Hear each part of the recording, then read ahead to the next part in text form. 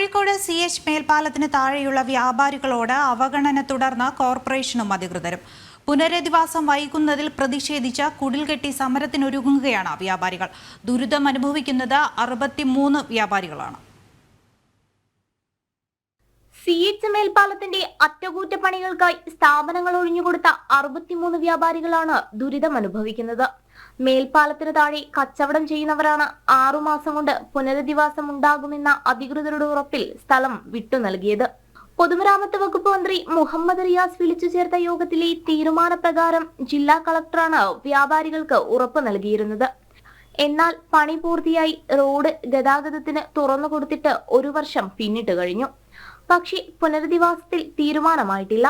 ഈ സാഹചര്യത്തിലാണ് പ്രത്യക്ഷ സമരത്തിലേക്ക് നീങ്ങാൻ വ്യാപാരികൾ തീരുമാനിച്ചത്. 2 വർഷമായിട്ട് 63 വ്യാപാരികൾ തെരുവിൽ അലഞ്ഞു കിടക്കുന്ന സാഹചര്യമാണ് നിലവിലുള്ളത്.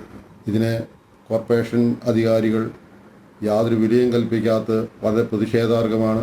അതിൻ്റെ ഭാഗമായി കോർപ്പറേഷൻ അടിയന്തരമായി നടപടികൾ സ്വീകരിച്ചില്ലെങ്കിൽ പാലത്തിൻ്റെ അടിയിൽ കുടിൽ കെട്ടി സമരം ചെയ്യുവാനും കേരള ഹൈക്കോടതിയിൽ കോടതി അലക്ഷ്യത്തിന് കേസ് കൊടുക്കുവാനും മറ്റ് പ്രക്ഷോഭ പരിപാടികളും നടത്തുവാനും തീരുമാനിച്ചിരിക്കുകയാണ്.